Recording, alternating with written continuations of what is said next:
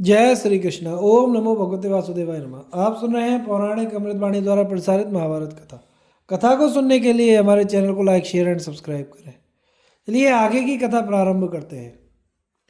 सर्वसाधारण के धर्म राजधर्म की महत्ता और उसके विषय में इंद्रवेशधारी भगवान विष्णु और राजा मानधाता के संवाद का वर्णन।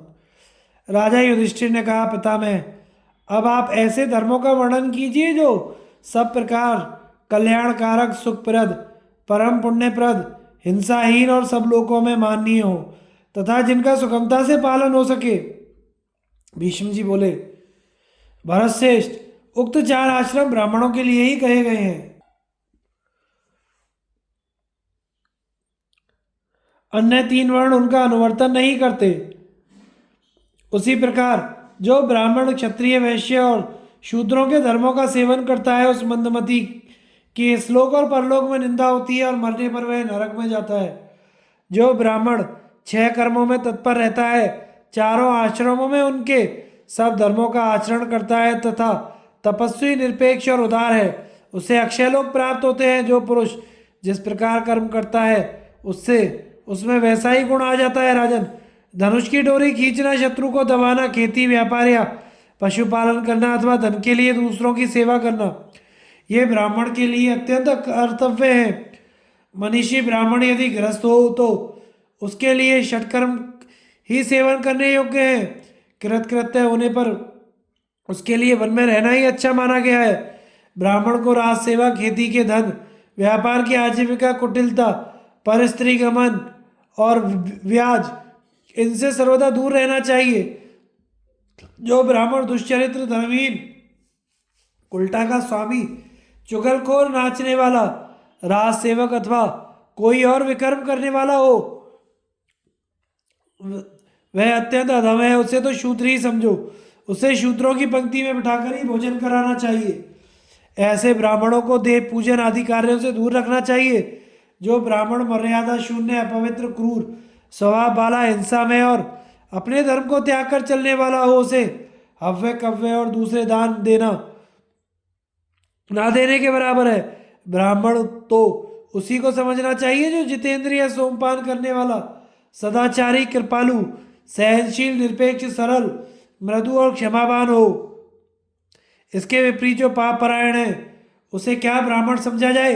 राजन, क्षत्रिय को चाहिए कि पहले धर्मानुसार प्रजा पालन करे, राजसूय, अश्वमेध तथा दूसरे यज्ञों का अनुष्ठान करे, शास्त्र की आज्ञा के अनुसार ब्राह्मणों को दक्षिणा दे, संग्राम में विजय प्राप्त करे, फिर प्रजा की रक्षा के लिए राज्य पर अपने पुत्र का अभिषेक करे। यदि वह योग्य ना हो तो किसी अन्य क्षत्रिय कुमार को गोद लेकर राज्य का अधिकारी बनावे। इस प्रकार पितृयज्ञों द्वारा पितरों का तथा यज्ञानुष्ठान और वेदाध्ययन से देवता और ऋषियों का अच्छी तरह पूजन करे। जो क्षत्रिय अंत समय पर अन्य आश्रम में प्रवेश करना चाहे, वह क्रमशः उन्हें स्वीकार करके मोक्ष प्राप्त कर सकता है। गृहस्थ धर्मों का त्याग कर देने पर भी क्षत्रिय को संन्यास धर्म का पालन करते हुए जीवन रक्षा के लिए ही भिक्षा का आश्रय लेना चाहिए। अपनी सेवा कराने के लिए ऐसा करना ठीक नहीं है। ब्राह्मण के सिवा अन्य तीनों वर्णों के लिए चारों आश्रमों के धर्मों का पालन करना अनिवार्य नहीं है। क्षत्रिय के लिए तो राजधर्म ही प्रधानता है। यों भी राजा का धर्म सब धर्मों में प्रधान है। इसी के द्वारा सब वर्णों का पालन होता है। राजधर्मों में सब प्रकार के दानों का समावेश हो जाता है और दान को ही सब से प्रधान और पुरातन धर्म कहा जाता है। यदि राजदंड ना रहे तो वेद त्रयी का नाश हो जाए और उसके नष्ट होने पर तो सारे धर्मों का ही लोप हो जाए। इस प्रकार पुरातन राजधर्म को त्याग देने से सभी आश्रमों के धर्मों को ठेस पहुंच सकती है। राजधर्म में सभी प्रकार की दीक्षाओं का समावेश है और सारी विद्याएं और समस्त लोग भी राजधर्म के ही अधीन है। इसलिए क्षत्रिय को तो राजधर्म ही सर्वश्रेष्ठ है। युधिष्ठिर, यह बात मैं पहले ही कह चुका हूं कि ब्राह्मणों को ब्रह्मचर्य, वानप्रस्थ और संन्यास, इन 3 आश्रमों के धर्मों का गृहस्थ के धर्मों में अंतर्भाव हो जाता है तथा क्षत्रिय के धर्म 3 वर्णों के आश्रय हैं, क्योंकि समस्त लोक और पुण्य कर्मों का आधार राजधर्म ही है। इस विषय में मैं धर्म और अर्थ का निर्णय करने वाला एक इतिहास सुनाता हूँ। प्राचीन समय में वानदाता नाम का एक राजा था। उसने आदि अंत शून्य भगवान नारायण का दर्शन पाने की इच्छा से एक यज्ञ किया। उसने भगवान के चरणों में सिर रखकर दर्शनों के लिए प्रार्थना की। तब उन्होंने इंद्र का रूप धारण कर राजा को दर्शन दिया।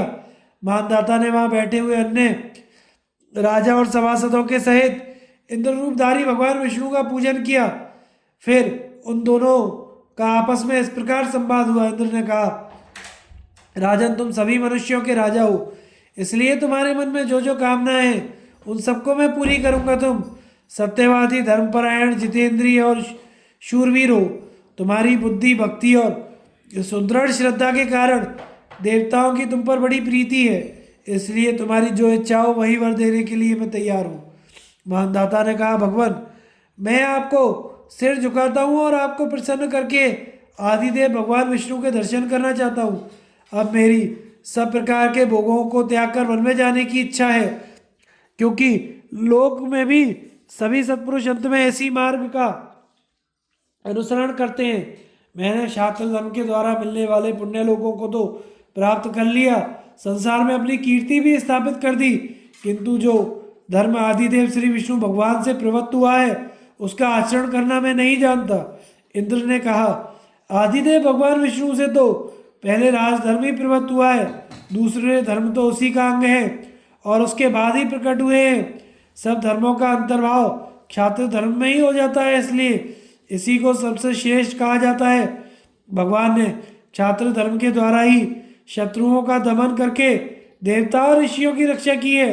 यदि वे असुरों से आक्रांत इस पृथ्वी को ना जीतते तो ब्राह्मणों का नाश हो जाने से चारों वर्ण और चारों आश्रमों के सभी धर्मों का नाश हो जाता।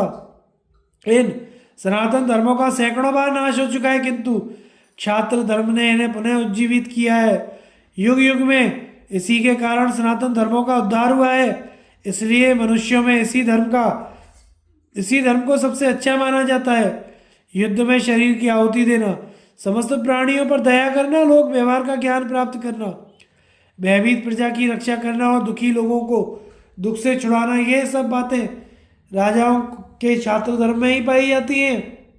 जो लोग काम क्रोध में फंसे हुए हैं और मर्यादा में रहना नहीं जानते, वे राजा के डर से ही पाप नहीं कर पाते, और जो लोग सब प्रकार के धर्मों का पालन करने वाले श्रेष्ठ पुरुष हैं, वे सदाचार का सेवन करते हुए इस सद्धर्म का उपदेश कर सकते हैं। राजा अपनी प्रजा का पुत्रों की तरह पालन करता है, अतः इसमें संदेह नहीं कि उसकी देखरेख में सब प्राणी लोक में निर्भय होकर विचरते हैं। इस प्रकार संसार में क्षात्र धर्म ही सबसे श्रेष्ठ, सनातन, नित्य, अविनाशी और सब जीवों पर उपकार करने वाला है। इसका पर्यवसान मोक्ष में ही होता है। राजन, तुम जैसे लोग हितैषी पुरुषों को इस क्षात्र धर्म का ही पालन करना चाहिए। यदि इसका पालन ना किया जाएगा तो प्रजा नष्ट हो जाएगी। जो राजा सब प्राणियों पर दया दृष्टि रखता है, उसे इसी को अपना प्रधान धर्म समझना चाहिए। वह पृथ्वी का संस्कार करावे, राजस्व अश्वमेघ आदि यज्ञों में अव्रत स्नान करे, भिक्षा का आश्रय ना ले, प्रजा का पालन करे और संग्राम में शरीर त्यागे। भिन्न उपायों, नियमों और पुरुषार्थों के द्वारा चातुर्वर्ण्य को स्थापित करके करने और उसे सुरक्षित रखने के कारण क्षात्र धर्म को ही श्रेष्ठ कहा जाता है और इसी में सारे धर्म समाये हुए हैं। यज्ञ याग आदि कराना और तथा पहले जो चारों आश्रम कहे गए हैं उनके धर्मों का पालन करना ब्राह्मणों का कर्तव्य है। ब्राह्मणों का प्रधान धर्म यही है। जो विप्र इसका पालन ना करे उसे शूद्र के समान शस्त्र से मार डालना चाहिए।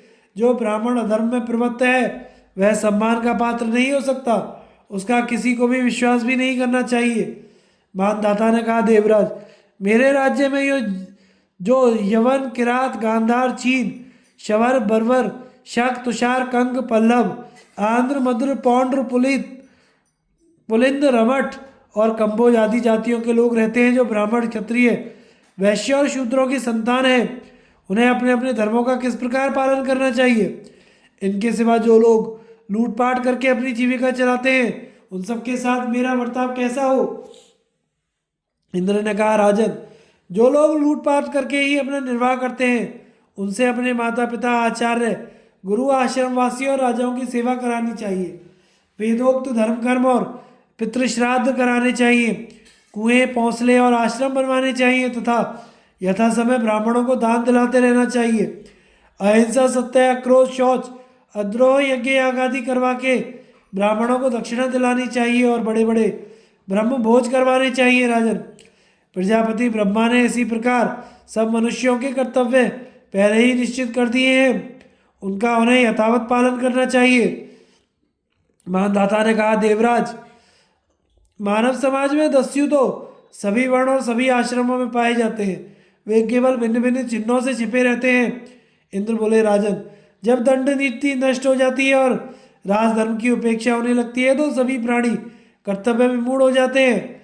इस सतयुग की समाप्ति होने पर अनेकों वेशधारी सन्यासी प्रकट हो जाएंगे और सब आश्रमों में फेरफार हो जाएगा। लोगों में काम क्रोध की प्रबलता होगी, इसलिए वे पुराण और धर्मों की परम गति पर ध्यान न देख उल्टे रास्ते चलने लगेंगे।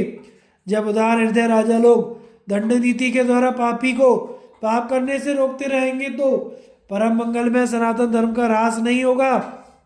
राजा सभी लोगों के सम्मान का पात्र है, जो पुरुष उसका अपमान करता है उसके दान, यज्ञ और श्राद्ध कभी सफल नहीं होते। राजा मनुष्यों का अधिपति, सनातन देव स्वरूप और धर्म की रक्षा करने वाला होता है। जो पुरुष अपनी बुद्धि से प्रवृत्ति धर्म की गति का विचार करता है, मैं तो उसी को माननीय और पूज्य समझता हूँ, उसी में क्षात्र धर्म भी स्थित होता है।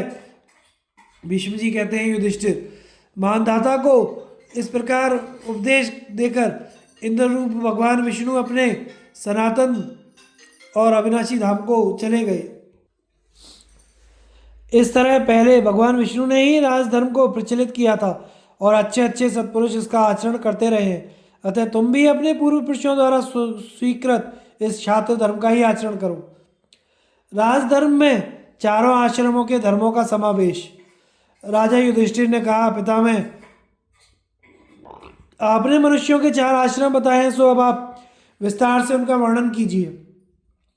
भीष्म जी बोले, युधिष्ठिर, यों तो सनातन धर्मों का जैसा ज्ञान मुझे है वैसा तुमको भी है ही, तथापि तुम मुझसे पूछते हो तो सुनो। सदाचार में प्रवृत्त होकर चारों आश्रमों के धर्मों का पालन करने वाले लोगों को जिन फलों की प्राप्ति होती है वही राग द्वेष छोड़कर दंड नीति के अनुसार बर्ताव करने वाले राजा को भी प्राप्त होते हैं। यदि राजा सब प्राणियों पर समान दृष्टि रखने वाला हो तो उसे सन्यासियों को प्राप्त होने वाली गति मिलती है। जो राजा आत्म तत्व को जानता है और जिसे दया और निष्ठुरता के यथोचित प्रयोग का भी पता है, उसे गृहस्थाश्रमियों को प्राप्त होने वाले लोगों की प्राप्ति होती है। इसी प्रकार जो सम्मानीय पुरुषों को उनकी अभीष्ट वस्तुएं देकर सम्मानित करता है, उसे ब्रह्मचारियों को प्राप्त होने वाली गति मिलती है। जो अपने सजातीय संबंधी और सुहृदों के का विपत्ति से उद्धार करता है, उसे वानप्रस्थों को प्राप्त होने वाले लोग प्राप्त होते हैं। जो मनुष्य प्रधान पुरुषों और आश्रमियों का सत्कार करता है, नित्य प्रति पितृश्राद्ध, भूति यज्ञ, अतिथि सेवन, देव पूजन करता रहता है, तथा जो सत्पुरुषों के सत्कार के लिए शत्रुओं के राष्ट्रों का दलन करता है, उस राजा को वानप्रस्थों के लोगों की प्राप्ति होती है। समस्त प्राणियों का तथा अपने राष्ट्र का पालन, नित्य प्रति वेदों का अध्ययन, क्षमा, आचार्य का पूजन, गुरु सेवा, ये ब्रह्मलोक की प्राप्ति के साधन है। युद्ध में प्राणों की बाजी का अवसर आने पर जिस राजा का ऐसा निश्चय रहता है कि या तो मर जाऊंगा या देश की रक्षा करके रहूंगा, उसे भी ब्रह्मलोक ही प्राप्त होता है। जो राजा सब प्राणियों के प्रति निष्कपट सरल व्यवहार करता है, वह भी सन्यासियों के लोक को ही प्राप्त होता है। जो राजा वानप्रस्थ और वेद त्रयी के ज्ञाता ब्राह्मणों को बहुत सा धन देता है, उसे वानप्रस्थों को प्राप्त होने वाले लोग प्राप्त मिलते हैं। जो बालक, वृद्ध और समस्त प्राणियों के प्रति दया करता है, उस राजा को सभी प्रकार के पुण्य लोग प्राप्त हो जाते हैं।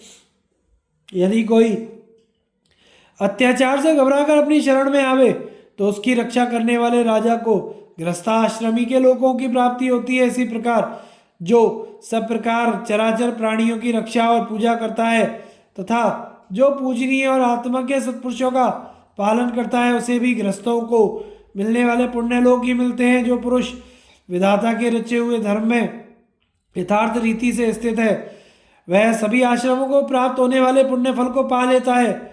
मनुष्य को सभी आश्रमों में रहते हुए स्थान, कुल और आयु का मान रखना चाहिए।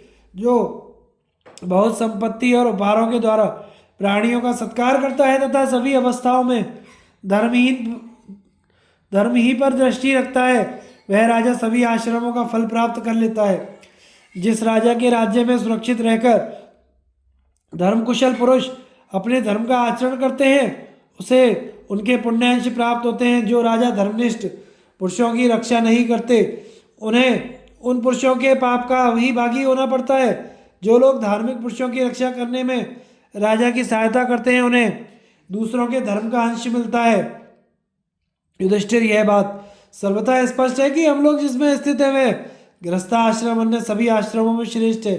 जो पुरुष दंड और क्रोध को त्याग कर समस्त प्राणियों को अपने ही समान समझता है, वह श्लोक और मरने के बाद परलोक में सुख पाता है। जब जीव के हृदय में संसार के किसी भी भोग के प्रति आसक्ति नहीं रहती, तो वह सत्व में स्थित हो जाता है। इसी समय उसे पर ब्रह्म की प्राप्ति होती है। राजन, तुम वेदाध्ययन में लगे हुए सत्कर्म परायण ब्राह्मणों की तथा अन्य सब लोगों की रक्षा का प्रयत्न करो। देखो, वन में और विभिन्न आश्रमों में रहकर लोग जितना धर्म करते हैं, उनकी रक्षा करने से राजा को उससे 100 गुना पुण्य होता है। मैंने तुम्हें यह कई प्रकार का राजधर्म सुनाया है, यह अत्यंत प्राचीन और सनातन है। तुम इसी का अनुष्ठान करो। यदि तुम प्रजा के पालन में तत्पर रहोगे तो चारों आश्रम, चारों वर्णों के धर्माचरण का फल प्राप्त कर लोगे। प्रजा के अभ्युदय के लिए राजा की आवश्यकता का निरूपण तथा इस विषय में बृहस्पति और राजा वसुमना के संवाद का उल्लेख। राजा युधिष्ठिर ने कहा, पितामह, आपने चारों आश्रम और चारों वर्णों के धर्म कहे, अब आप मुझे राष्ट्र का प्रधान कर्तव्य सुनाइए। भीष्म जी बोले, राजा का अभिषेक करना यह राष्ट्र का प्रधान कर्तव्य है, क्योंकि स्वामी और सेना से शून्य राज्य को लुटेरे नष्ट कर देते हैं। जिस देश में कोई राजा नहीं होता, उसमें धर्म की स्थिति भी नहीं रहती। वहाँ लोग आपस में एक दूसरे को खाने लगते हैं। ऐसी राजहीन स्थिति को धिक्कार है। अराजक देश में रहना मैं किसी के लिए भी अच्छा नहीं समझता। यदि उस पर कोई राज्य लोलुप प्रबल शत्रु आक्रमण कर दे तो यही अच्छा है कि आगे बढ़कर उसका स्वागत किया जाए, क्योंकि लोक में अराजकता से बढ़कर कोई भी पाप नहीं है।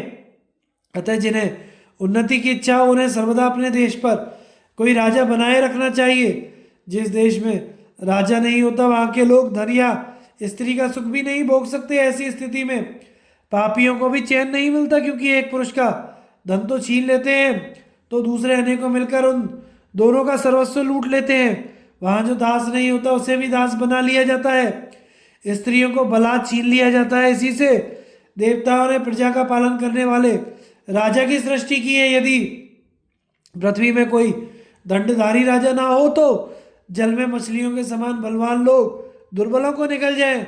सुनते हैं राजा से हीन होने के कारण पूर्व काल में बहुत सी प्रजा नष्ट हो गई थी। तब वह दुखित होकर ब्रह्मा जी के पास गई और उनसे कहने लगी, भगवान, राजा के बिना तो हम लोग नष्ट हो जाएंगे, आप हमें कोई राजा दीजिए। तब ब्रह्मा जी ने मनु को आज्ञा दी, किंतु मनु ने राज्य का भार लेना स्वीकार नहीं किया। वे कहने लगे कि मैं पाप से बहुत डरता हूँ, राज्य करना बड़ा कठिन काम है। विशेषतः मनुष्यों में तो यह और भी कठिन हो जाता है, क्योंकि उनका आचरण सर्वदा ही असत्यपूर्ण रहता है। तब ब्रह्मा जी बोले, तुम इस बात से डरो मत, पाप तो करने वाले को ही लगेगा। तुम बड़े बलवान और प्रतापी राजा होगे, कोई भी तुम्हें दबा ना सकेगा। तुम्हारे कारण हम सभी को सुख प्राप्त होगा। तुमसे सुरक्षित रहकर प्रजा जो धर्म करेगी, उसका चतुर्थांश तुम्हें मिलेगा। उस धर्म के प्रभाव से तुम हमारा भी पोषण कर सकोगे। अब तुम विजय के लिए निकलो और शत्रुओं का मानवर्धन करो, तुम्हें सर्वदा विजय प्राप्त हो। ब्रह्मा जी की यह आज्ञा पाकर मनु महाराज बड़ी भारी सेना लेकर विजय के लिए निकले। उनकी महत्ता को देखकर सभी लोग दंग रह गए और धर्म कर्म में मन लगाने लगे। इस प्रकार मनु जी ने सर्वत्र घूम घूम कर पापियों का दमन किया और प्रजा को अपने कर्मों में नियुक्त कर दिया था। जिस मनुष्य को ऐश्वर्य की इच्छा हो, उसे सबसे पहले प्रजा पर अनुग्रह करने के लिए कोई राजा नियुक्त करना चाहिए और उसे नित्य प्रति बड़ी भक्ति से नमस्कार करना चाहिए। इस श्लोक में जिसका अपने लोग आदर करते हैं उसे दूसरे लोग भी मानते हैं, और जिसका स्वजनों के द्वारा तिरस्कार होता है वह दूसरों की दृष्टि में भी गिर जाता है। राजा का दूसरों के द्वारा तिरस्कार होना सभी के लिए दुखदायी है। इसलिए प्रजा को चाहिए कि उसे छत्र, वस्त्र, आभूषण, अन्न, पान, भवन, आसन, शैया आदि प्रकार की सामग्री भेंट करें। इस प्रकार का वैभव पाकर वह दुर्जय हो जाता है, उसमें प्रजा की रक्षा करने की शक्ति आ जाती है।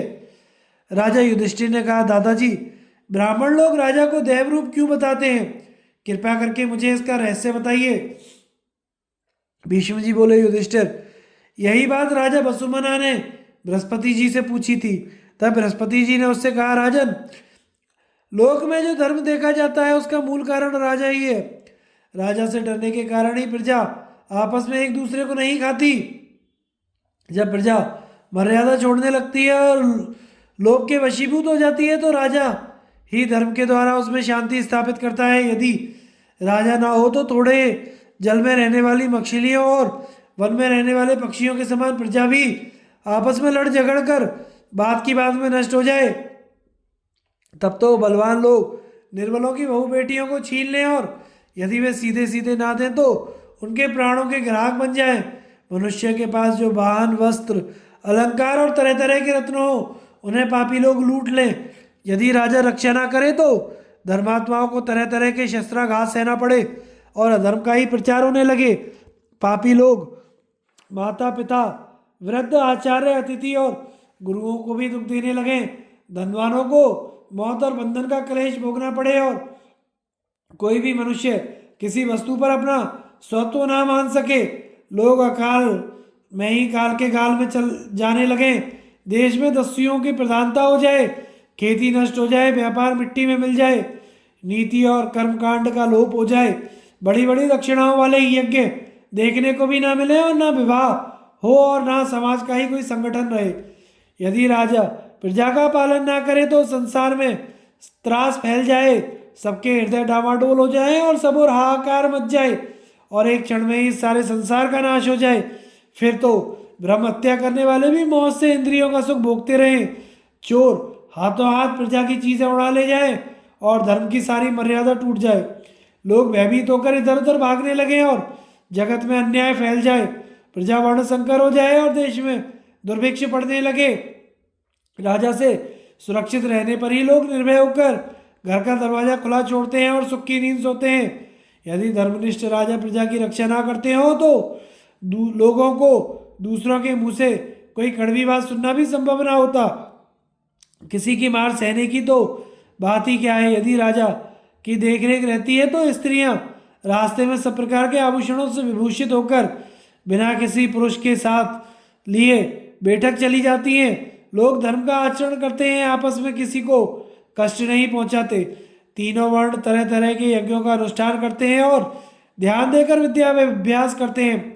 इस जगत का पोषण खेतीबाड़ी और व्यापार से ही होता है। इसका आधार यज्ञ याग आदि है।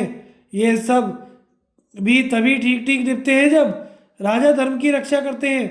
राजा के न रहने पर सब प्रकार से प्राणियों का भी नाश होने लगता है। उसके रहने पर ही सबकी रक्षा होती है। ऐसी स्थिति में भला राजा का सम्मान कौन ना करेगा।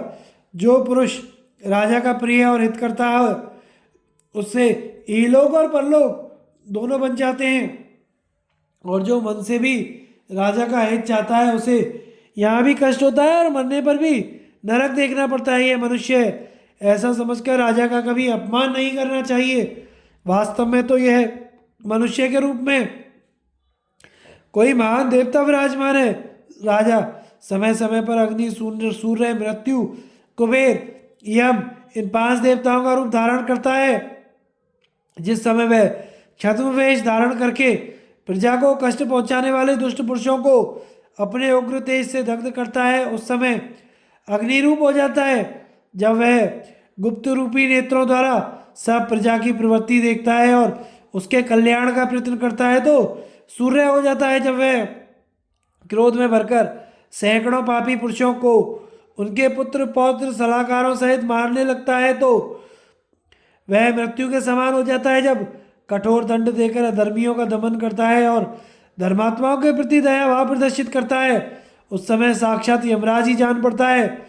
जिस समय वह उपकारियों को धन और स्त्री आदि देकर संतुष्ट करता है तथा अपकार करने वालों के तरह तरह के रत्न छीनने लगता है, तो स्वयं कुबेर के समान जान पड़ता है। जो पुरुष कार्य कुशल पुण्य कर्म और ईर्ष्या शून्य हो तथा जो धर्म की वृद्धि चाहता हो, उसे राजा की निंदा कभी नहीं करनी चाहिए। राजा के विरुद्ध चलकर कोई भी सुख नहीं पा सकता, भले ही वह राजा का पुत्र, भाई, समवयस्क अथवा समकक्षी क्यों ना हो।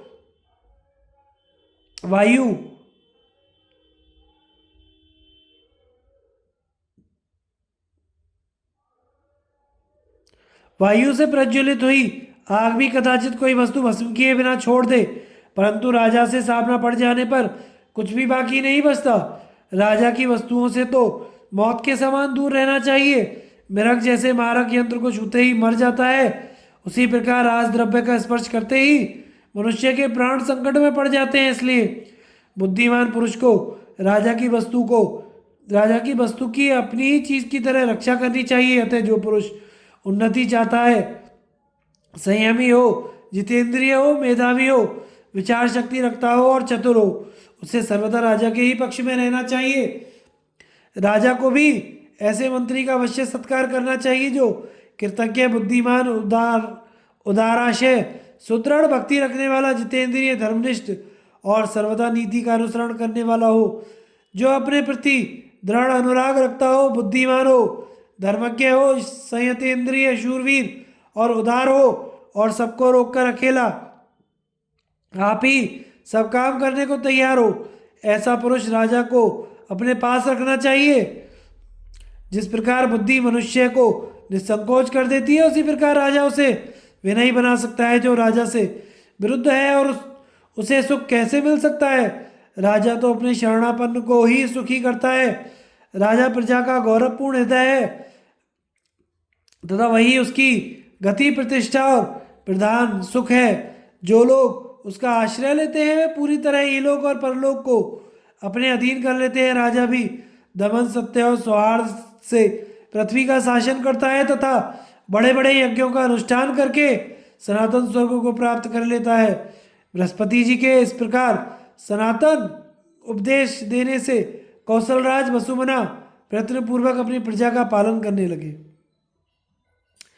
राजा के प्रधान कर्तव्यों का तथा युग निर्माण में दंड नीति की प्रधानता का वर्णन। राजा युधिष्ठिर ने पूछा, पितामह, राजा का प्रधान कर्तव्य क्या है? उसे देश की रक्षा किस प्रकार करनी चाहिए और शत्रुओं को किस प्रकार जीतना चाहिए? दूतों की नियुक्ति किस क्रम से करनी चाहिए तथा चारों वर्ण और अपने सेवक स्त्री पुत्रों को किस प्रकार अपना विश्वास दिलाना चाहिए? भीष्म जी बोले, राजन, तुम सावधान होकर राजा के आचरण के विषय में सुनो। राजा तथा उसके प्रतिनिधि को आरंभ में क्या करना चाहिए सो मैं तुम्हें सुनाता हूँ। राजा को पहले तो अपने मन को जीतना चाहिए, उसके बाद शत्रुओं को भी परास्त करने का प्रयत्न करना चाहिए। पांचों इंद्रियों को काबू में रखना, यही मन की विजय है। जो राजा जितेंद्रिय है वह शत्रुओं का भी दमन कर सकता है। उसे किलों में, राज्य की सीमा पर, नगर और गांव के बगीचों में सेना नियुक्त करनी चाहिए। इसी प्रकार सभी पड़ावों पर, गांवों और नगरों के भीतर तथा महल के आसपास भी थोड़ी बहुत कुमुक रखना बहुत जरूरी है।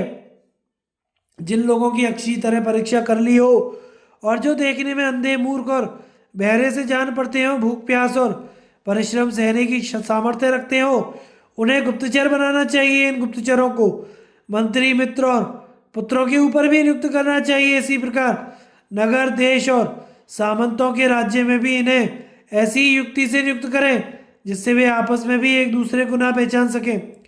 अपने गुप्तचरों के द्वारा राजा को बाजारों, बिहारों, समाजों, सन्यासियों, बगीचों, पंडितों की सभाओं, प्रांतों, चौराहों, सभा स्थानों और धर्मशालाओं में रहने वाले शत्रु के गुप्तचरों का पता लगाते रहना चाहिए।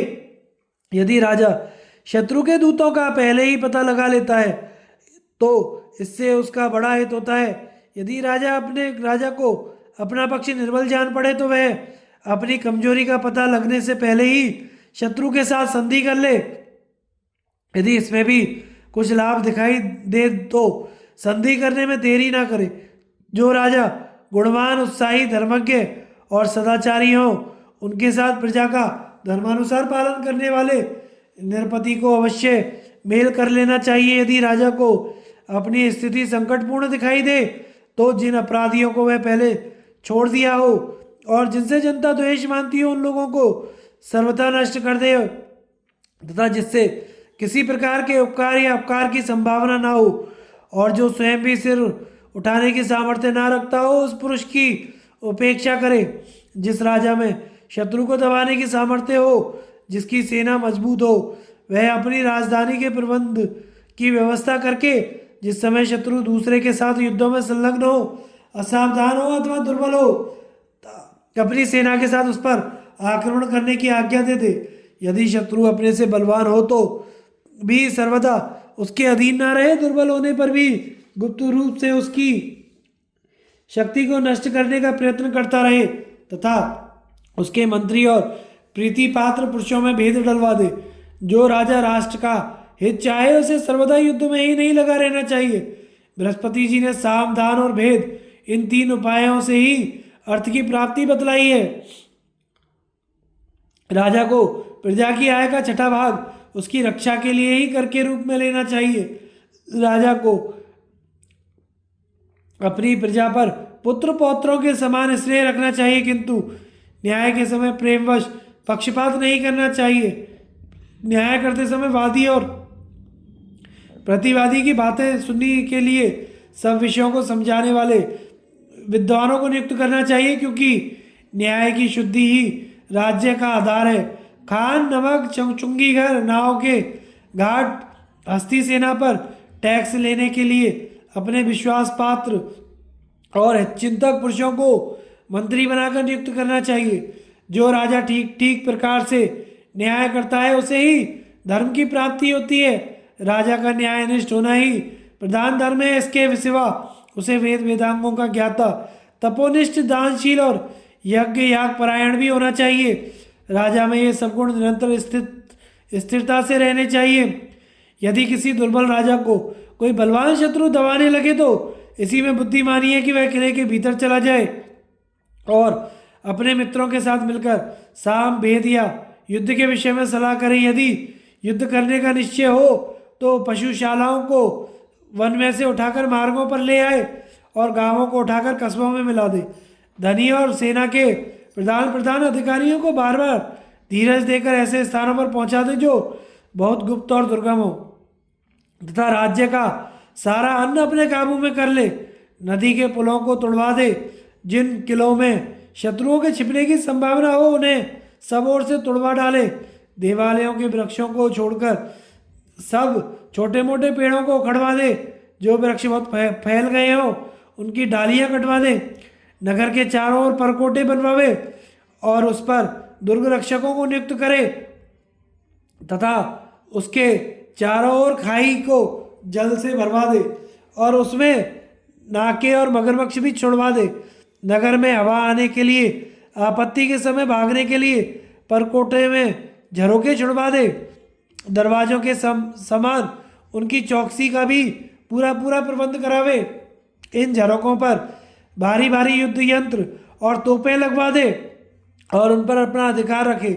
किले के भीतर बहुत सा ईंधन इकट्ठा कर ले और नए कुएं खुदवाए और जो कुएं पहले से ही बने हुए हों उनकी सफाई करा दे। जिन घरों के ऊपर छप्पर हो, उन्हें मिट्टी से लिपवाकर और चैत्र मास में आग न लग जाए, इस आशंका से खेतों की घास उखड़वा दे। दिन के समय अग्निहोत्र के सिवा किसी कारण से आग न जलाने दे, तथा लोहार की भट्टी और सूतिका गृह में भी बहुत सावधानी से आग जलवावे। नगर की रक्षा के लिए ढिंढोरा पिटवा दे कि जो पुरुष दिन में आग जलावेगा उसे भारी दंड दिया जाएगा। ऐसे समय भिखारियों को, हिजड़ों को, पागलों को और नटों को नगर से बाहर निकलवा दे। राजमार्गों को चौड़ा करा दे तथा यथोचित रीति से पौनसालों और बाजारों की व्यवस्था कराए।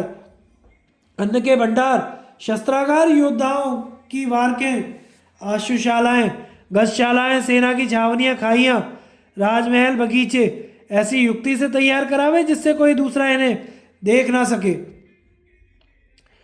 ऐसी स्थिति में राजा को घायलों की सेवा के लिए तैल, घृत, मधु और सब प्रकार की औषधियों का संग्रह करना चाहिए। इसके सिवा अंगारे, कुश, मूंज, ढाक, बाण, लेखक, घास और विष में बुझे हुए बाणों का भी संग्रह करे।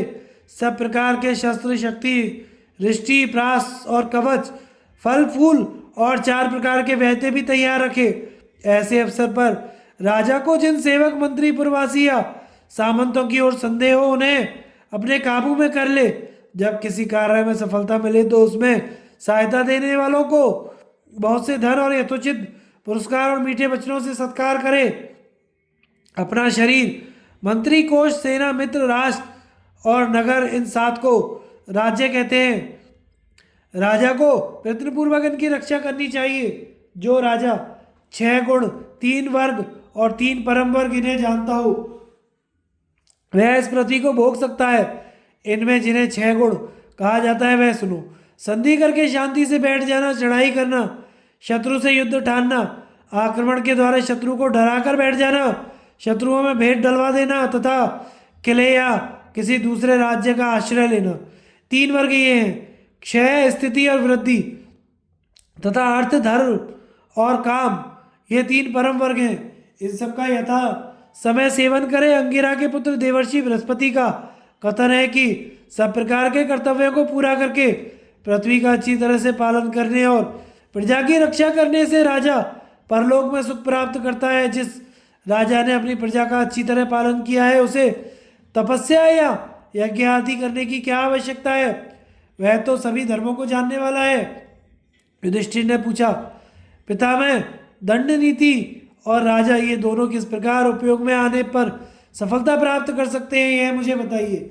भीष्म जी बोले, राजन, दंड नीति के द्वारा राजा और प्रजा का जो महाभाग्य सिद्ध होता है उसका मैं युक्त शब्दों में वर्णन करता हूँ, सो तुम सुनो।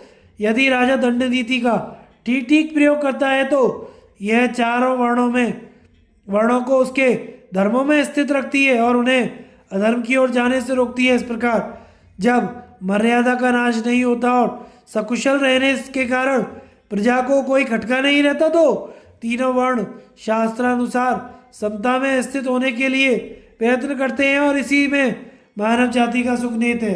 तुम्हें यह संदेह नहीं होना चाहिए कि राजा की स्थिति समय के अधीन है और समय राजा के अधीन है, क्योंकि वास्तव में समय ही राजा के अधीन है। जिस समय राजा दंड नीति का पूरा प्रयोग करता है तब पृथ्वी पर पूर्णतया सतयुग बरतता है। उस सत्ययुग में धर्म ही धर्म रहता है, अधर्म का कहीं नामो निशान भी नहीं दिखाई देता तथा किसी भी वर्ण की अधर्म में रुचि नहीं होती। उस समय प्रजा के योग क्षेम स्वभाव से ही सिद्ध होते रहते हैं तथा सर्वत्र वैदिक गुणों का विस्तार हो जाता है। सभी ऋतुएं सुख और स्वास्थ्य की वृद्धि करती हैं, लोगों के मन प्रसन्न हो जाते हैं और मनुष्य की आयु अल्प नहीं होती। कोई स्त्री विधवा नहीं होती, ना कोई कृपण ही दिखाई देता है। पृथ्वी में बिना जोते बोए ही अन्न होने लगता है और औषधियाँ सुलभ हो जाती हैं तथा छाल, पत्र, फल और मूलों में रस आ जाता है। ये सब सत्ययुग के धर्म है।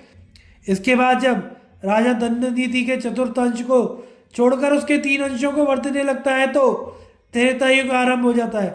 उस समय धर्म के 3 अंशों के साथ अधर्म का भी 1 अंश वर्तने लगता है और पृथ्वी से जोतने बोने पर ही अन्न और औषधियाँ उत्पन्न होती हैं। फिर राजा नीति का आधा भाग त्याग कर केवल आधे भाग का ही अनुसरण करता है तो द्वापर युग आ जाता है। उस समय अधर्म के 2 अंश धर्म के 2 अंशों का अनुवर्तन करने लगते हैं और पृथ्वी से जोतने बोने पर आधा फल ही प्राप्त होता है। अंत में जब दंड नीति को एकदम छोड़कर राजा प्रजा को दुख देने लगता है तो पृथ्वी पर कलयुग फैल जाता है। कलयुग में अधर्म की प्रधानता होती है, धर्म कहीं देखने को नहीं मिलता। सभी वर्णों का मन अपने धर्म से च्युत हो जाता है। शूद्र लोग भिक्षा मांगकर और ब्राह्मण सेवा करके अपनी आजीविका चलाते हैं। योगक्षेम का नाश हो जाता है, वर्ण संकरता फैल जाती है, वैदिक कर्म विधिवत संपन्न ना होने के कारण गुणहीन हो जाते हैं। ऋतुएं सुखकारी नहीं रहती, वे सब रोग का ही कारण हो जाती हैं। मनुष्यों के स्वर वर्ण और मलिन हो जाते हैं। सर्वत्र तरह तरह के रोग फैल जाते हैं। लोग असमय में ही मरने लगते हैं। देश में विधवाओं की अधिकता हो जाती है। प्रजा क्रूर हो जाती है। वर्षा भी कहीं कहीं ही होती है और खेती भी सर्वत्र नहीं पकती। इस प्रकार सतयुग, त्रेता, द्वापर और कलयुग, इनकी रचना करने वाला राजा ही है। यदि राजा सतयुग की सृष्टि करता है तो उसे अक्षय स्वर्ग की प्राप्ति होती है। त्रेता की रचना करने पर उसे अक्षय स्वर्ग नहीं मिलता। द्वापर की सृष्टि करता है तो अपने पुण्य के अनुसार केवल कुछ समय तक ही स्वर्ग में रहता है। यदि वह कलयुग को चलाता है तो उसे अत्यंत पाप होता है। उसके कारण बहुत समय तक नरक भोगना पड़ता है तथा प्रजा के पाप में डूबकर अपयश और पाप का भागी बनना पड़ता है। अतः क्षत्रिय को दंड नीति का ज्ञान प्राप्त करके उसी के अनुसार आचरण करना चाहिए। यदि इसका ठीक उपयोग किया जाए तो यह माता पिता के समान लोक की व्यवस्था और पालन करती है।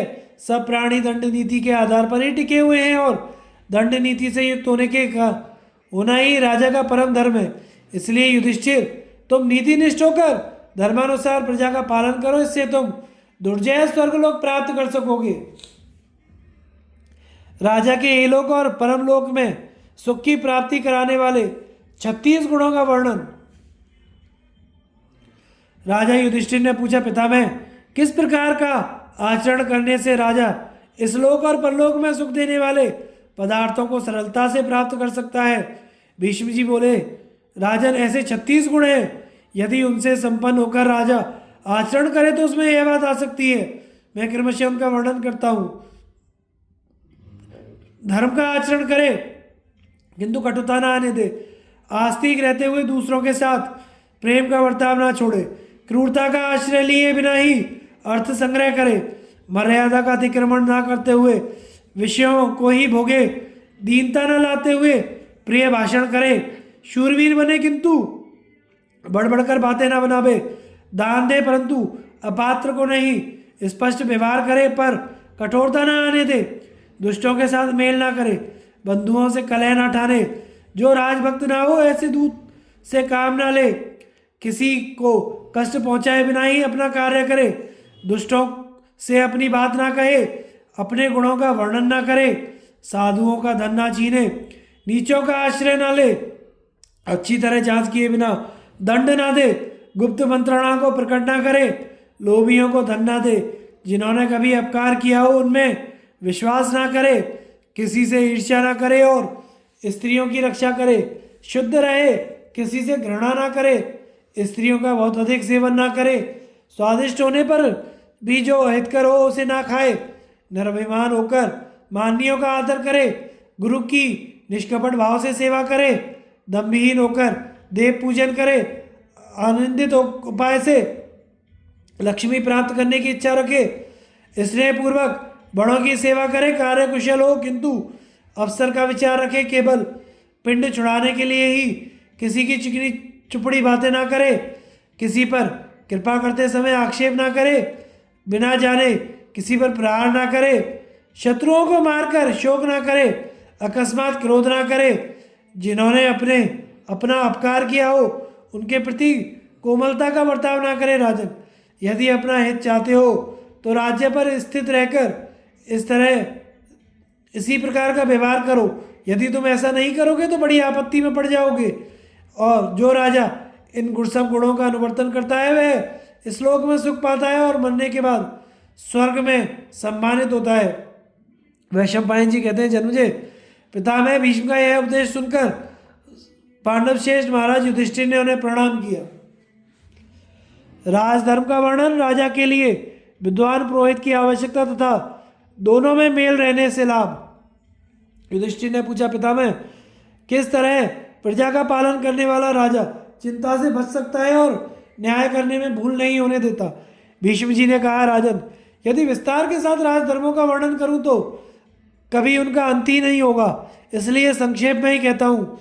जब घर पर शास्त्रों का ज्ञाता धर्मिष्ठ ब्राह्मण पधारे उस समय देखते ही खड़े होकर उनका स्वागत करो, बैठने को आसन दो, उनकी विधिवत पूजा करके चरणों में प्रणाम करो, उनकी विधिवत पूजा करके चरणों में प्रणाम करो। इसके बाद पुरोहित से सलाह ले और सब राजकीय कार्य करो। धार्मिक और मांगलिक कार्यों को पूर्ण करके ब्राह्मणों से स्वस्ति वाचन कराओ और अपने अभीष्ट की सिद्धि एवं विजय के लिए उनके मुख से आशीर्वाद लो। राजा को चाहिए कि वह सरल स्वभाव होकर धैर्य और बुद्धि के बल से सत्य का आश्रय ले और काम क्रोध का परित्याग कर दे। जो राजा काम और क्रोध का आश्रय ले धन पैदा करना चाहता है, वह मूर्ख धर्म को तो छोड़ ही बैठता है और धन भी उसके हाथ नहीं लगता। लोभी और मूर्ख मनुष्यों को तो तुम अर्थ संग्रह के काम में ना लगाना। जो बुद्धिमान और निर्लोभ हो उन्हें ही सब काम सौंपना चाहिए। मूर्ख को तो अधिकार दे देने पर वह कार्य करना तो ठीक ठीक जानता नहीं, इसलिए काम और क्रोध के वशीभूत होकर अनुचित उपायों से प्रजा को कष्ट पहुंचाता है। प्रजा के पैदा किए हुए अन्न का छठा भाग कर के रूप में लेकर शास्त्र के अनुसार अपराधियों को दंड देकर और अपने संरक्षण में रहने वाले व्यापारियों से टैक्स लेकर धन संग्रह करना चाहिए। राजा को धर्मानुसार कर लेना चाहिए और शास्त्रोक्त रीति से काम लेकर सावधानी के साथ अपने राज्य में प्रजा के योगक्षेम की व्यवस्था करनी चाहिए। जो आलस्य छोड़ दे, राग द्वेष से रहे तो सदा प्रजा की रक्षा करता, दान देता और निरंतर न्यायपरायण रहता है, उस राजा के प्रति प्रजा का विशेष प्रेम होता है। तुम लोभवश अधर्म से धन पैदा करने की इच्छा ना करना, क्योंकि अनुचित रीति से लिया हुआ धन बुरे कामों में ही नष्ट हो जाता है। जो धन का लोभी राजा मोहवश प्रजा से शास्त्र विरुद्ध अधिक कर वसूल कर उसे कष्ट पहुंचाता है, वह अपने ही हाथों अपना नाश करता है। जैसे दूध के लोभ से गाय का थन काट लेने वाले को दूध नहीं मिलता, उसी प्रकार अन्यायपूर्वक प्रजा को चूसने से राष्ट्र की उन्नति नहीं होती। जो घर पर गौ का पालन करता है उसी को रोज दूध मिलता है। इसी तरह उचित उपाय से राष्ट्र की रक्षा करने वाला राजा ही उससे लाभ उठाता है। जैसे माता स्वयं तृप्त रहने पर ही बालक को यथेष्ट दूध पिलाती है, उसी प्रकार राजा से सुरक्षित रहने पर ही पृथ्वी इच्छा अनुसार अन्न और स्वर्ण देती है। जैसे माली वृक्षों को सींच कर बढ़ाता है, उसी प्रकार तुम्हें भी प्रजा को उन्नतिशील बनाना चाहिए।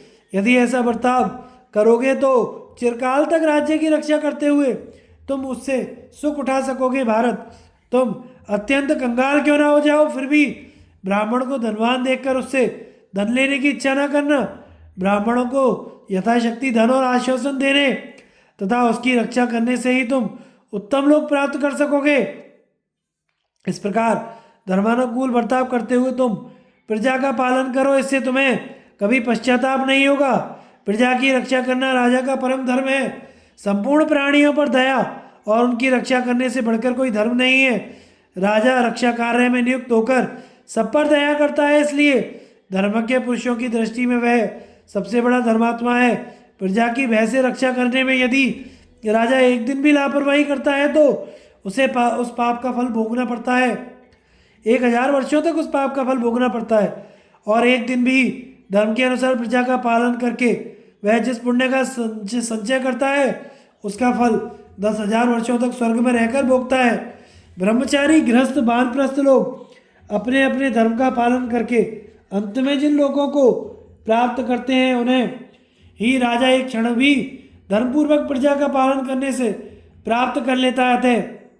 कुंती नंदन, तुम प्रयत्न करके मेरे कथनानुसार धर्म का पालन करो, इससे तुम्हें पुण्य का फल मिलेगा और तुम्हारे मन में कोई चिंता नहीं रहेगी। युधिष्ठिर, धर्म और अर्थ को ठीक ठीक समझना कठिन है, यह सोचकर राजा को चाहिए कि प्रत्येक कार्य में सत्परामर्श देने वाले एक बहुज्ञ विद्वान को पुरोहित बनाकर रखे। जहाँ राजा और पुरोहित दोनों ही धर्मात्मा और राजनीतिक गूढ़ विचारों को जानने वाले होते हैं, उस राज्य की प्रजा का सब ओर से भला होता है। यदि दोनों धर्म पर आस्था रखने वाले और एक दूसरे के विश्वास पात्र हो, अत्यंत तपस्वी और परस्पर हितैषी हो, दोनों के हृदय, दोनों के विचार एक से हो, तो वे अपनी प्रजा के को उन्नतिशील बनाते हैं, देवताओं और पितरों को भी तृप्त करते हैं।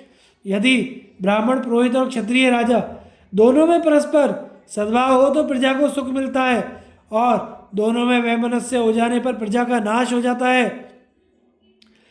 इस विषय में राजा पुरूरवा और महर्षि कश्यप का संवाद रूप एक प्राचीन इतिहास है, उसे सुनो। राजा पुरूरवा ने पूछा, जब ब्राह्मण और क्षत्रिय दोनों एक दूसरे का परित्याग कर दें तो दूसरे वर्ण के लोग किसको प्रधान समझें और प्रजा किसका पक्ष ले? कश्यप ने कहा, राजन, जहाँ ब्राह्मण क्षत्रिय से विरोध करता है वहाँ क्षत्रिय का राज्य नष्ट हो जाता है। जब क्षत्रिय ब्राह्मण को त्याग देता है तो उनका वेदाध्ययन रुक जाता है और उनके पुत्रों की वृद्धि नहीं होती। उनके घर में ना दधि मंथन होता है, ना यज्ञ, ना ही उनके बालक वेदाध्ययन कर पाते हैं। ब्राह्मणों का परित्याग करने वाले क्षत्रिय के घर धन की बढ़ती नहीं होती, ना उसकी संतान पढ़ती है, ना यज्ञ करती है। वे क्षत्रिय अपने पद से भ्रष्ट होकर डाकुओं की भांति लूटपाट करने लगते हैं। इसलिए दोनों को मिलकर रहना चाहिए। मिले रहने पर दोनों एक दूसरे की रक्षा करने में समर्थ होते हैं। ब्राह्मण की उन्नति का आधार क्षत्रिय होता है तथा क्षत्रिय के अभ्युदय का आधार ब्राह्मण। दोनों जातियां जब एक दूसरे के आश्रित रहती हैं तो इनका विशेष गौरव बढ़ता है। यदि इनकी प्राचीन काल से चली आती हुई मैत्री टूट जाती है तो सब कुछ नष्ट हो जाता है। चारों वर्णों की प्रजा पर मोह छा जाता है और उसे अपना कर्तव्य नहीं सूझता, इससे वह नष्ट होने लगती है। ब्राह्मण रूपी वृक्ष यदि सुरक्षित रहे तो वह सुख और स्वर्ण की वर्षा करता है, और यदि उसकी रक्षा नहीं की गई तो उससे निरंतर दुख और पाप की वृद्धि होती है। जहाँ ब्रह्मचारी ब्राह्मण लुटेरों के उपद्रव से विवश हो वेद की शाखा के स्वाध्याय से वंचित होता है, उसके लिए अपनी रक्षा करना चाहता है, फिर भी कोई रक्षक ना होने के कारण उसकी रक्षा असंभव हो जाती है। उस देश में पानी नहीं बरसता, महामारी और दुर्भिक्ष आदि दुस्सह उपद्रव बढ़ जाते हैं। जैसे सूखी लकड़ियों के साथ मिली होने से गीली लकड़ी भी जल जाती है, उसी तरह पापियों के संपर्क में रहने से धर्मात्माओं को भी उनके समान दंड भोगना पड़ता है। इसलिए पापियों का संग कभी नहीं करना चाहिए।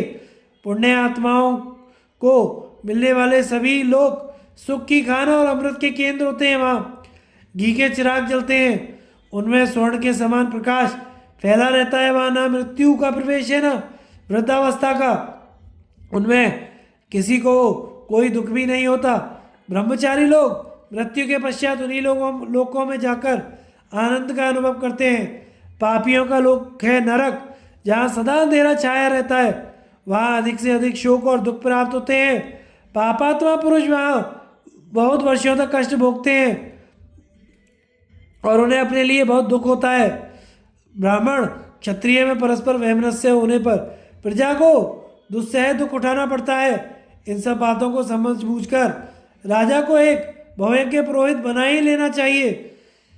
अपना राज्याभिषेक होने के पहले ही पुरोहित का वर्णन कर लेना उचित है, क्योंकि धर्म के अनुसार ब्राह्मण सबसे श्रेष्ठ है और वेद वेत्ता विद्वानों का कहना है कि सबसे पहले ब्राह्मण उत्पन्न हुए हैं, इसलिए वे ब्राह्मणों से ज्येष्ठ और सम्मानीय तथा पूजनीय है। यही नहीं, वे प्रत्येक वस्तु को पहले भोगने के अधिकारी हैं। अतः बलवान होने पर भी राजा का यह कर्तव्य है कि धर्मानुसार सभी उत्तम वस्तुएं पहले ब्राह्मण को निवेदन करें।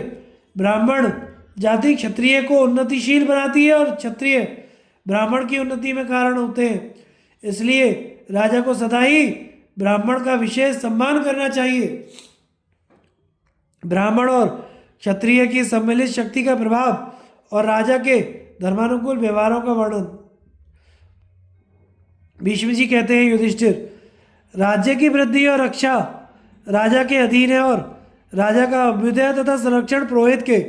जहाँ ब्राह्मण अपने तेज से प्रजा का अदृश्य भय दूर करता है और राजा अपने बाहुबल से उसके प्रत्यक्ष भय का निवारण करता है, उस राज्य में सुख और शांति बढ़ती है। इस विषय में लोग राजा मुचुकुंद और कुबेर के संवाद रूप इस प्राचीन इतिहास का उदाहरण दिया करते हैं। एक बार राजा मुचुकुंद ने सारी पृथ्वी पर विजय पाकर अपने बल की परीक्षा करने के लिए अर्कापति कुबेर पर चढ़ाई कर दी। यह देखकर कुबेर ने उनका सामना करने के लिए राक्षसों की सेना भेज दी। राक्षसों ने मुचुकुंद की सेना का संहार आरंभ किया। यह देखकर मुचुकुंद ने अपने पुरोहित वशिष्ठ जी को कोसने लगे।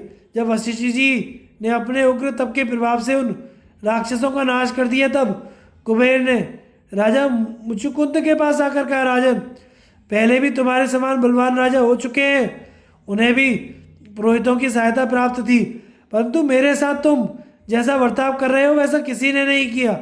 किसी का भी मुझ पर आक्रमण नहीं हुआ। महाराज, यदि तुम्हारी भुजाओं में कुछ बल हो तो उन्हें मुझे दिखाओ।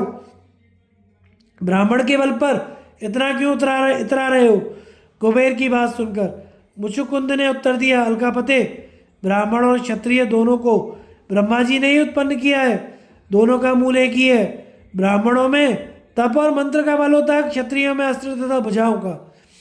उनका बल और प्रयत्न अलग अलग हो जाए तो वे संसार की रक्षा नहीं कर सकते। अतः दोनों को एक साथ रहकर प्रजा का पालन करना चाहिए। मैं भी इस नीति के अनुसार ही कार्य कर रहा हूँ, फिर आप क्यों मुझ पर आक्षेप करते हैं? तब कुबेर ने मुचुकुंद से कहा, राजन, मैं ना तो किसी को राज्य देता हूँ, ना ही दूसरे का राज्य छीनता हूँ, तो भी आज तुम्हें संपूर्ण पृथ्वी का राज्य दे रहा हूँ, तुम इसका उपभोग करो। ऐसा कहने पर मुचुकुंद ने कहा, महाराज, मैं आपका दिया हुआ राज्य नहीं चाहता, मैं तो अपने बाहुबल से जीते हुए राज्य का ही उपभोग करूंगा। भीष्म जी कहते हैं, मुचुकुंद को इस प्रकार क्षत्रिय धर्म में अटल देखकर कुबेर को बड़ा विस्मय हुआ। इसके बाद राजा मुचुकुंद अपनी राजधानी में लौट आए और छात्र धर्म का पालन करते हुए अपनी भुजाओं के बल से प्राप्त हुई पृथ्वी का राज्य करने लगे। जो धर्मज्ञ राजा इस प्रकार पहले ब्राह्मण का आश्रय लेकर उसकी सहायता से राज्य कार्य में प्रवृत्त होता है, वह बिना जीती हुई पृथ्वी को भी जीतकर महान यश का भागी होता है। ब्राह्मण को सदा संध्या बंदन तर्पण आदि अपने कर्म में संलग्न रहना चाहिए। इसी प्रकार क्षत्रिय को सदा शस्त्र विद्या का अभ्यास बढ़ाना चाहिए। संसार में जो कुछ है वह इन्हीं दोनों के अधीन है। युधिष्ठिर ने पूछा, पितामह, राजा का व्यवहार कैसा होना चाहिए जिससे वह प्रजा को उन्नतिशील बनावे और स्वयं भी पुण्य लोकों का अधिकार प्राप्त करे? भीष्म जी ने कहा, कुंती नंदन, राजा को सदा ही दान, यज्ञ, उपवास, तपस्या आदि शुभ कर्मों का अनुष्ठान करते हुए धर्मपूर्वक प्रजा का पालन करते रहना चाहिए। यदि धार्मिक पुरुष घर पर आ जाए तो खड़ा होकर उनका स्वागत और धन आदि देकर सत्कार करें, क्योंकि जब राजा धर्म का आदर करता है तो देश में भी सर्वत्र उसका आदर होता है। राजा जैसा काम करता है प्रजा भी वैसा ही करना पसंद करती है। राजा को चाहिए कि वे शत्रुओं को यमराज की भांति दंड देने को सदा तैयार रहे और डाकुओं को सब ओर से पकड़वा कर मरवा दे। इसलिए या स्वार्थवश किसी दुष्ट के अपराध को क्षमा ना करे।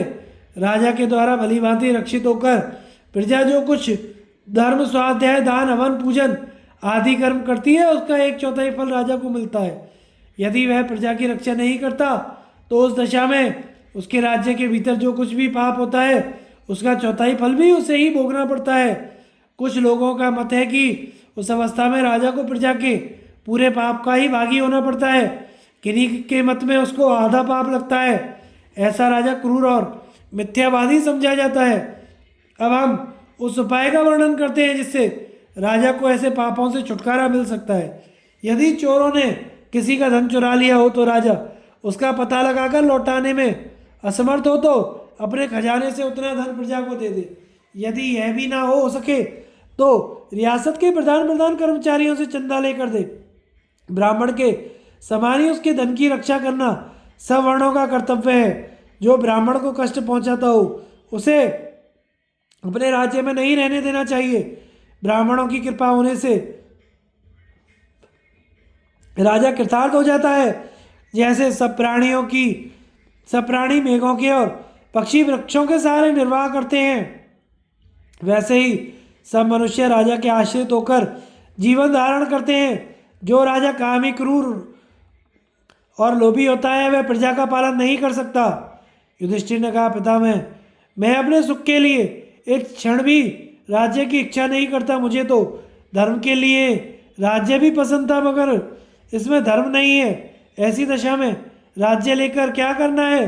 अब तो मैं धर्म करने की इच्छा से वन में ही जाऊंगा और वहाँ की पवित्र झाड़ियों में रहकर धर्म की आराधना करूंगा। राजदंड का सर्वथा त्याग कर दूंगा और जितेंद्रिय मुनि की भांति फल मूल का आहार करके जीवन बिताऊंगा। भीष्म जी ने कहा, मैं जानता हूँ तुम्हारी बुद्धि में कोमलता अधिक है, मगर राजा के लिए यह गुण नहीं है। निरे कोमल स्वभाव का मनुष्य राज्य का शासन नहीं कर सकता। तुम्हें अत्यंत धार्मिक, कोमल और दयालु देखकर लोग कायर समझेंगे, तुम्हारे प्रति उनकी महत्व बुद्धि नहीं होगी। अपने बाप दादाओं के व्यवहार को अपनाओ। तुम जिस ढंग से रहना चाहते हो उस तरह राजा नहीं रहते। इस प्रकार विकलता और कोमलता का आश्रय लेकर तुम प्रजा पालन से होने वाले धर्म के फल को नहीं पा सकते। तुम्हारे पिता पांडु तुम्हारे लिए शूरता, बल और सत्य की ही याचना किया करते थे। कुंती भी यही प्रार्थना करती थी कि तुम्हारी महत्व और उदारता बढ़े। दान, वेदाध्ययन, यज्ञ और प्रजापालन, इन्हीं कामों को करने के लिए तुम्हारा जन्म हुआ है। राजधर्म का ज्ञाता पुरुष राज्य पाने के अनंतर किसी को दान से, किसी को बल से और किसी को मधुर वाणी से अपने वश में कर लेता है। युधिष्ठिर ने पूछा, तात स्वर्ग पाने का उत्तम साधन क्या है? भीष्म जी ने कहा, भय से डरा हुआ मनुष्य जिसके पास जाकर एक क्षण की भी शांति पा सके वही स्वर्ग का सबसे बड़ा अधिकारी है। इसलिए तुम प्रसन्नतापूर्वक कुरुदेश के राजा बनो और सत्पुरुषों की रक्षा तथा दुष्टों का संहार करके स्वर्ग पर अधिकार प्राप्त करो। जैसे सब प्राणी मेघ और पक्षी वृक्ष के सहारे जीवन निर्वाह करते हैं, उसी प्रकार सुहृदय सज्जन पुरुष तुम्हारे आश्रित होकर जीविका चलावें। जो राजा धृष्ट, शूर, प्रहार करने वाला, दयालु, जितेंद्रिय, प्रजा पर स्नेह करने वाला और दानी होता है, उसी का आश्रय ले कर मनुष्य जीवन निर्वाह करते हैं। आगे की कथा का प्रसारण हम अगले भाग में करेंगे। हमारे चैनल को लाइक, शेयर और सब्सक्राइब करें। धन्यवाद।